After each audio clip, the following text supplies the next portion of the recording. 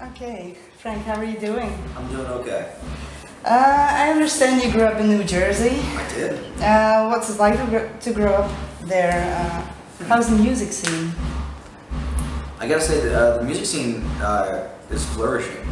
It's great. It was when I was a kid, and it still is. You know, more so though. I guess when I was a kid, it was very genre specific.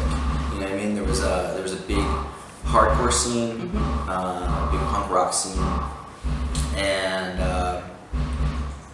now though I feel like it's very spread out. Like lots of different types of bands. There's like there's like country. There's like lots of just rock and roll. There's country. There's hardcore. There's punk rock. There's no defining lines. You know, as opposed to when I was a kid, I remember there being very definite lines like, no, you're a metal band, you're a punk rock band, you're a hardcore band, and you can never cross over those. And now, though, I feel like the barriers have been broken down, which is really nice. How would you describe your music? I don't know. You know, I wouldn't probably. I've said in the past, I feel like it takes about 2.5 minutes to listen to a song, right? And if you want to know bad enough, you should listen. Okay, we will. Right? We will. Yeah, but I guess at the heart of it, it's upper rock and roll, right? Right. So when you were playing with my Cam, you were the guitarist. So you started this band 2 years ago or 3 years ago? This band? Yeah. We started I put the band together last summer. So. Oh. Yeah, it's not even fairly new. Yeah, okay. The record came out in August, and I knew that the record was coming out in maybe June. Okay. You know what I mean? So like, I started to put a band. I've always been in bands where I was, either a guitar player or something like that. Sometimes I've been up front, but I never really enjoyed it. I always liked kind of being set back a little bit. I don't like being the center of attention. Yeah, you look a bit introvert. Yeah, You definitely have a strong opinion about things. Yeah, when you first started this band, how hard was it for you to get your first gigs? Well, it wasn't really. We played our first show was a show that we played with some friends. We did it as like just kind of like an unannounced thing just to see what it would be like, and it was in New York City at Bowery Electric, and it was really fun. And then 2 weeks after that, we went on tour with Taking Back Sunday and Used, and it was just kind of we've just been playing with friends, which is great. Yeah, now you're in Europe. Now we're in Europe. Yeah, I know. It's strange, to write a record in your basement, record it there, and not expect to put it out, and then less than a year later be playing it around the world is it's pretty amazing. It's a bit of a miracle. Yeah. I'm having a great time now. That's great. So I'm very thankful. Yeah. So what about your family? Because you're touring quite a lot now, and you probably miss your wife, your kids, things like that. How do you cope with that? I fill my days as much as I can.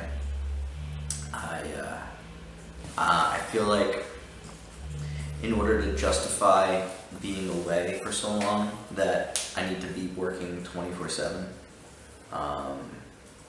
To make it work. Yeah, just to make it worth it, to justify in my own head, like, oh well, the time being spent, is for them and for the task at hand. Okay. I don't like much downtime. Downtime makes it harder. Yeah. But it's something that I've been in bands since I was 11 years old. I've toured since I was 17. I don't know how to do anything else. Okay. Well, have you ever seen the other F Word? The film? Yes, I have, yeah. So, Jim from Pennywise, he's leaving his band to spend time with his family. Yeah. Jim also went back. Okay, so how do you relate to that? Yeah. He did. I wonder It's one of those things, right, where I tried really hard. I thought I could keep my creative side and my real life side fully separate. You know, I thought that's probably the best way to do it. You know, real life and then you know, touring and fake life. And then I came to realize when I had kids that they're so much more interconnected than I ever thought. In order to be the father and husband and the man and person I would want to be, I've realized that my creative side needs to be satiated. I need to be creating. I need to be happy with that aspect of my life. Otherwise, I'm just miserable all around. Okay. You know? And so I've tried very hard to juggle that time and to make it all work. I haven't figured it out yet. I'm still trying. I'm trying really hard. But you know, when you create things for a living, when you tour, and you know, that's what I do. I come up with things. I make things. You know, it's unlike anything else in the world. You know, say if you want to be a lawyer, you go to school, you go to college. You know, you study really hard to get to law school. You pass that bar exam, and unless you do something really, really messed up, you will forever be a lawyer. No one can ever take that away from you. If you want to be in a band, you want to start a band, you can tour for 20, 30 years in a van, play small clubs, totally eat shit, you know, just write as many songs as you can, and it doesn't mean you're going to be a musician. You know, I mean, you'll play, but it doesn't mean you'll get to the level that you want to get to. Especially with creative things, Yeah. you have to have something that stands out. You have to get yourself noticed, and that's Yeah. hard. That's a hard thing to do. It's hard, Get and yourself noticed. even if you make it to here, it doesn't mean you'll always be there. You know? So it's a heart-wrenching and way to spend your life, you know. But it's also the most amazing thing in the world when you get it right. Yeah. You know? So you're constantly chasing that.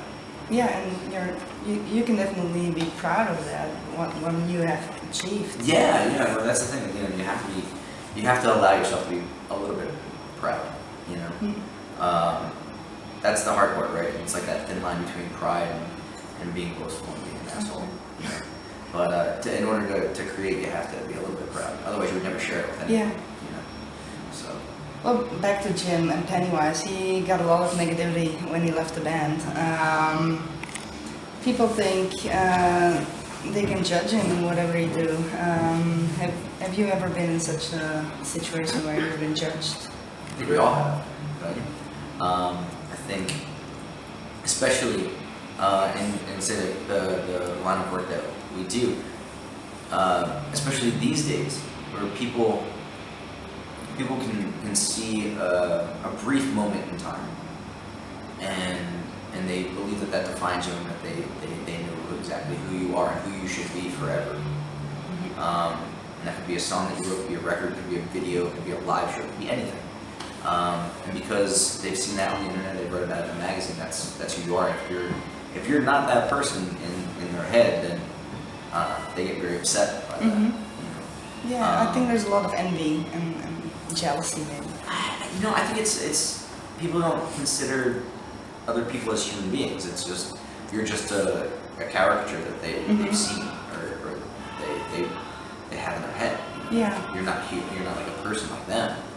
You know, if someone said that kind of stuff to them, it would be, how could you possibly say that to me? You know, and but they think nothing of going on the internet and saying horrible, hurtful things about your family or people that you care about, because you're not a person. You're just a guy in a band or an actor or whatever. Do you think the internet makes things worse when it comes to bullying and things like that? I think the anonymity does, where people feel like there's no consequence. Yeah. But it's the same thing in traffic. You know, you'll tell somebody to go fuck themselves 8 times a day if they're in another car. You wouldn't say it to them on the street. You know what I mean? Yeah.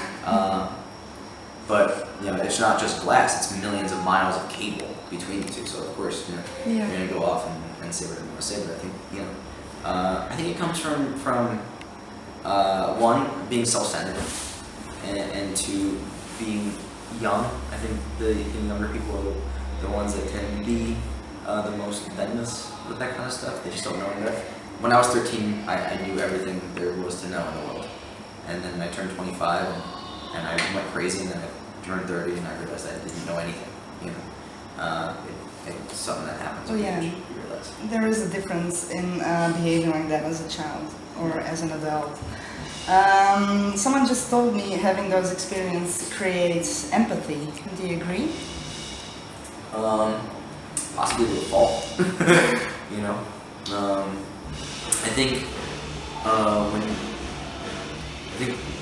being an artist, being someone that makes things and takes their inspiration from just living in life and experiencing moments, you become a lightning rod for other people's emotions, and you can take those emotions on, sometimes so much so that it makes you crack, you know. It's one thing to be empathetic. It's another thing to take all that pain and all those experiences on and try to fix the world, or try to make sense of it all. You have to kind of take a step back. Yeah, take a distance and try to overcome it. What are the important things you would like to teach your kids? Oh man, to believe in themselves, to have self-respect. I want them to unapologetically just be themselves, as hard as that sounds. My favorite things about my kids and watching them grow up is that brief period in time where you see this innate weirdness that only comes from them. Like, they haven't gone to school yet, they haven't really watched too many cartoons or TV. You see this thing like come from, it's purely them. Yeah, it's so honest and it's so weird and it's so unique to them. And if you were to blink, you would miss it. That's the greatest thing in the world. If I could teach them anything, it would be to never lose that. I don't know if that's possible. Okay, that's cool. Thank you for this little chat, and I really appreciate you doing this, and hopefully maybe someday we can do this again. I hope so. Thank you. Pleasure.